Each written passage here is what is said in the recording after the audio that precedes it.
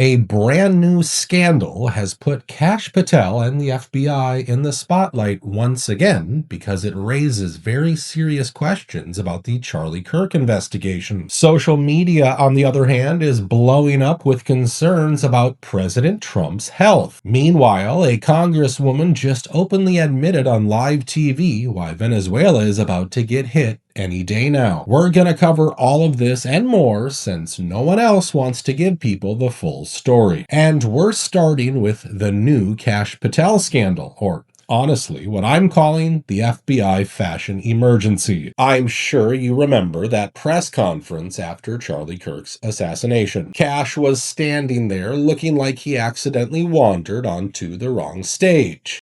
Sorry about that.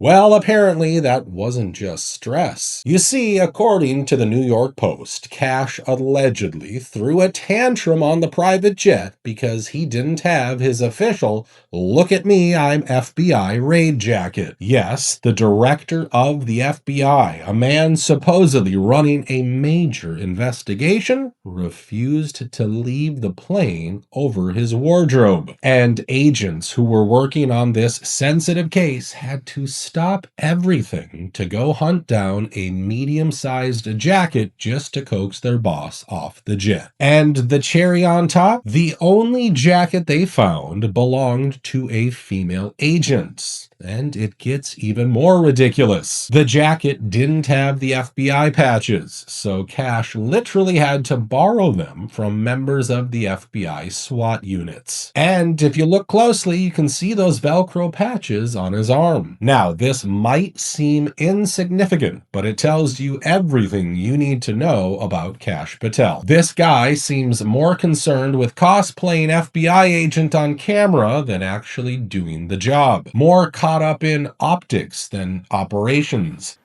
Lastly, to my friend Charlie Kirk, rest now, brother. We have the watch, and I'll see you in Valhalla.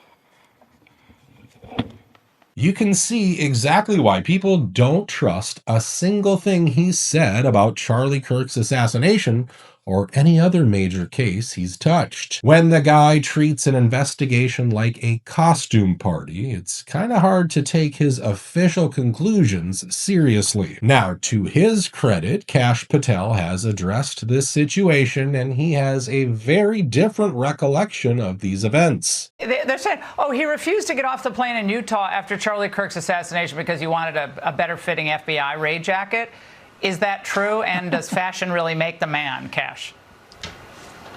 It's 100% false, as you know. Then we made the immediate decision after Charlie got shot in the neck to fly to Utah unexpectedly to lead the manhunt to find the perpetrator in less than 33 hours because the FBI cut video, put it out in a press conference, and these people are worried about what I was wearing and what patches I was wearing. I was honoring my men and women at the FBI. One of my agents handed me a jacket and said, "Hey boss, you should probably wear this. We're going into the command center." I said I'd be honored to wear that. Of course, it's up to you to decide if he's telling the truth or not. But one thing is clear. He's about to get grilled again, this time by the Senate and the House Judiciary Committee, because this 115-page report is going straight onto their desks. Meanwhile, Kash is also trying to defend the SWAT teams he personally assigned to protect his partner. You know, the allegation is there was too much of an effort in terms of the security detail, like an overprotection of your partner, Alexis Wilkins.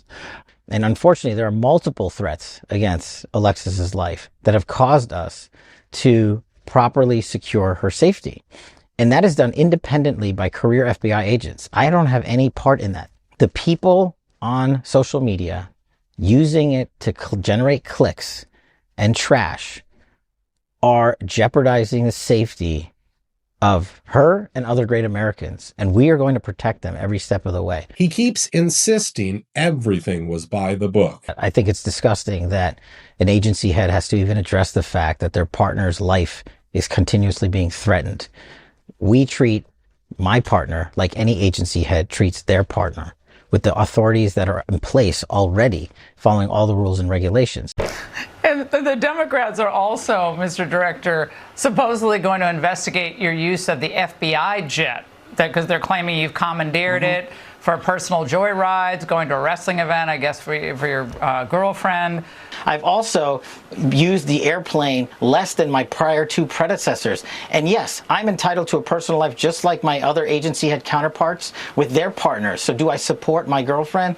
Absolutely. And do I take trips with her? Absolutely. But if it was all within regulations, why did he fire agency veterans who blew the whistle on this stuff? Why silence the people who were doing the job the right way? Now, while all of this was going on, Democrats suddenly jumped on President Trump for getting that MRI on October 10th. Well, here's how the president responded. News Nation, failing News Nation. News Nation is doing lousy, by the way. But if you want to have it released, I'll release it. Please, can you tell us what they were looking at? For what, releasing? No. What part of your body was the MRI looking I at? have no idea. It was just an MRI. What part of the body? It wasn't the brain because I took a cognitive test and I aced it. I got a perfect mark, which you would be incapable of doing. Goodbye, everybody. You too. Thank you, Mr. President. Thank you, sir. Now, even though he brushed off all the concerns about his health, the White House clearly felt pressured enough to go one step further. They released the full MRI report and even explained why he needed the scan in the first place. But you always find something new, like, is he in good health? Biden was great, but is Trump in good health? I sit here, I do 4 news conferences a day. I ask questions from very intelligent lunatics, you people. I give the right answers. There's never a scandal, there's never a problem. I give you answers that solve your little problems. You go back and you can't find anything, but you do stories about Biden was in wonderful health. The guy didn't do a news conference for 8 months. On the surface, that all sounds reassuring. The report says he's in strong condition and everything looks normal, but there are some odd details in there. For example, listen to what this doctor said about the language used in the report. Then they scanned his belly and they said his abdominal imaging is perfectly normal. Again, we really don't use that. All major organs appear very healthy. We don't say very healthy, but I digress. And well perfused, meaning that they've got good blood flow. Everything evaluated is functioning within normal limits with no acute or chronic concerns.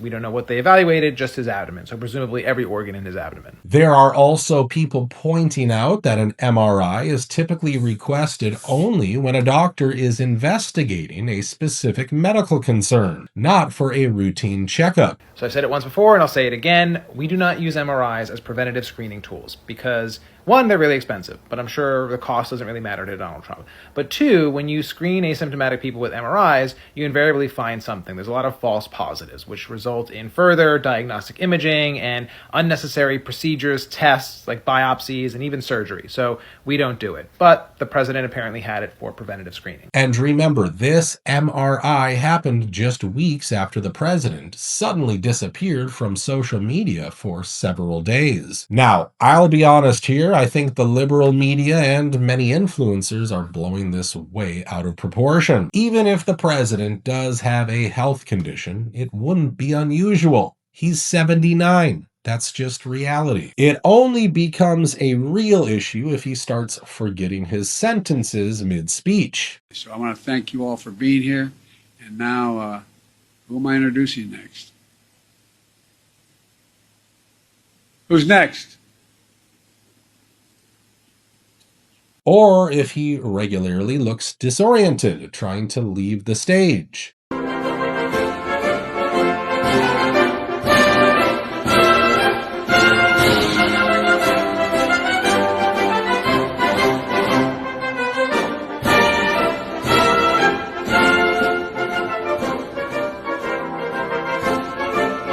Or if, God forbid, he starts shaking hands with invisible people. America.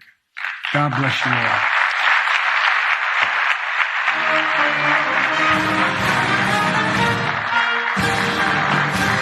Until that starts happening, I don't think this should distract us from the real issues. Issues like Venezuela. Don't forget, the US is looking more and more likely to begin a military campaign in Venezuela. I hear Colombia, the country of Colombia, is making cocaine. They have cocaine manufacturing plants, okay?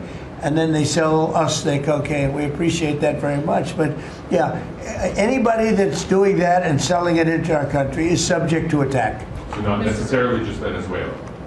No, not just Venezuela, no. Now, the administration keeps insisting this is just the next step in the war on drugs. Well, here's Republican Congresswoman Maria Salazar. Let's hear what she says about operations like this. You have 8 million Venezuelans in exile. We're talking about the largest reserves of oil in the world that will be doing business with the American oil companies. And that is something that I have made very sure that they understand. American companies in Venezuela for the next 100 years. And there it is. At its core, this looks like a play to open the Venezuelan oil reserves to the same gluttonous corporate interests that always seem to benefit when America gets involved in a foreign conflict. Now, some people will argue, well, it's good for our economy. You're in Fox business. Venezuela for the American oil companies will be a field day, because it will be more than $1 trillion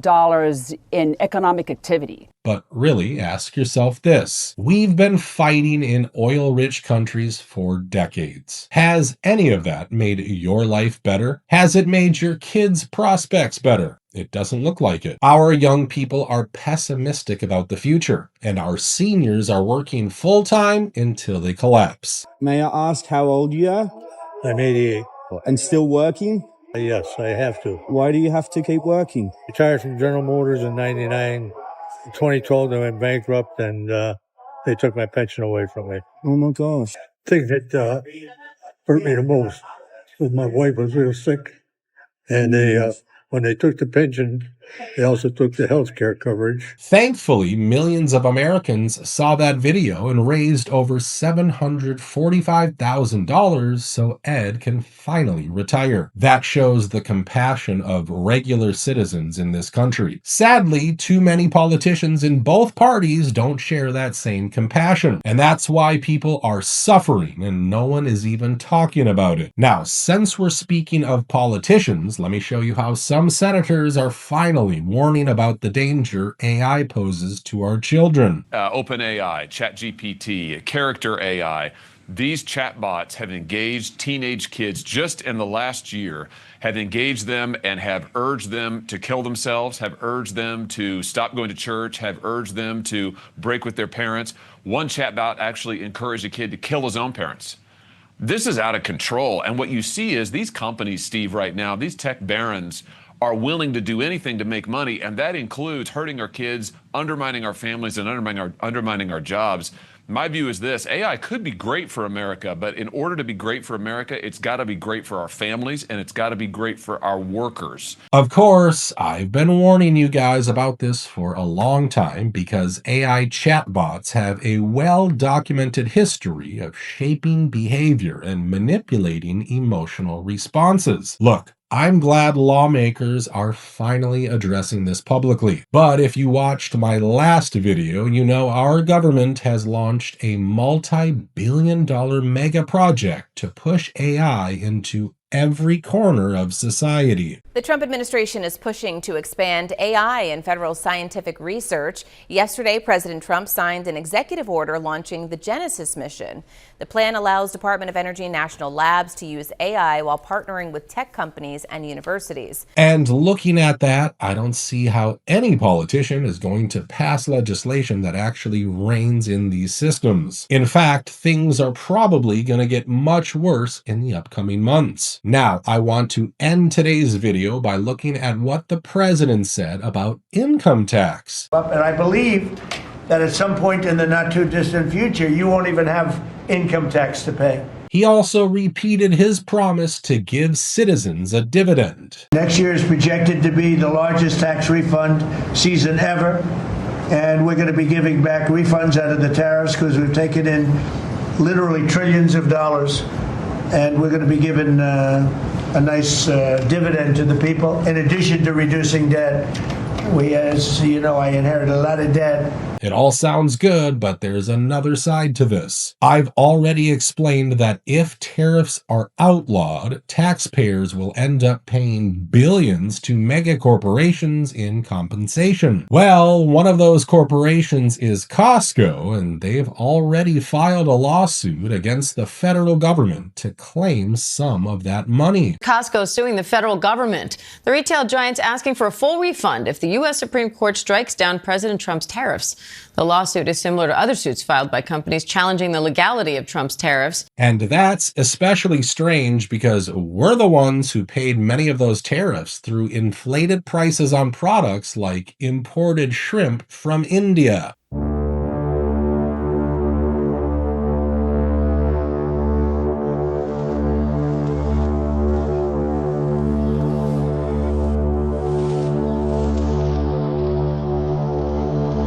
So if this money is going to go straight into the pockets of Costco, Walmart, and other big corporations, why does the president keep talking like that money will be returned to the people as a dividend? Let me know what you think about all of this in the comments. Stay safe, and I'll see you in the next one.